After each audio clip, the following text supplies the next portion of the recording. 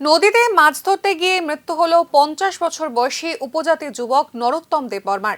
তার বাড়ি গোলাঘাটি আশ্রমপাড়া এলাকায়। ঘটনাটি ঘটে বৃহস্পতিবার বেলা 1টা গোলাঘাটি বুড়িমা নদীর খুমচাক এলাকায়। অন্যান্য দিনের মতোই এদিনও দুপুরে জাল নিয়ে বুড়িমা নদীতে মাছ ধরার জন্য গিয়েছিলেন নরোত্তম দেববর্মা।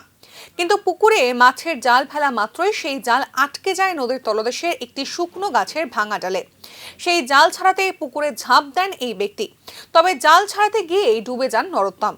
ঘটনাটি দেখতে পেয়ে এলাকার কয়েকজন যুবক নরোত্তমকে নদীর তলদেশ থেকে উপরে তোলার জন্য চেষ্টা করেন, কিন্তু নদীটি অত্যন্ত গভীর হওয়ায় কোনোভাবেই তারা নরোত্তমকে তুলতে পারেননি। পরে খবর দেওয়া হয় টাকারজলা থানায়। খবর পেয়েই টাকারজলা থানার ওসি রথীন্দ্র দেববর্মা ঘটনাস্থলে ছুটে আসেন। পরে দমকল বাহিনী এবং টিএসআর 7ম বাহিনীর জওয়ানদের সম্মিলিত প্রচেষ্টায় এই ব্যক্তির মৃতদেহ উদ্ধার করা হয়।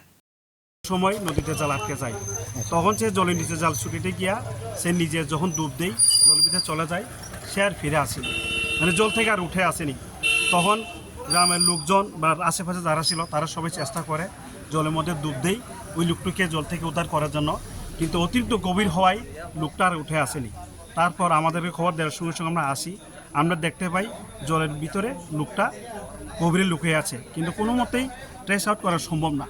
তারপরে আমরা লগে আমাদের উদ্যোগ কর্তৃপক্ষ জানাই এবং এসডিএম স্যারকে জানাই এবং ফায়ার সার্ভিস আছে, লগে আমরা টিএসআর 7 মিলিয়ন টিএসআর জমানো আছে।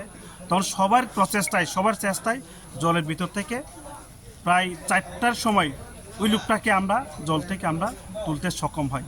যখন লোকটাকে জল থেকে তুলে আনি, লোকটা তখন মৃত। নাম? ওই লোকটার নাম হইল নরোত্তম দেববর্মা, বয়স প্রায় 50। বাবার নাম মৃত এই সুকুমার দেববর্মা।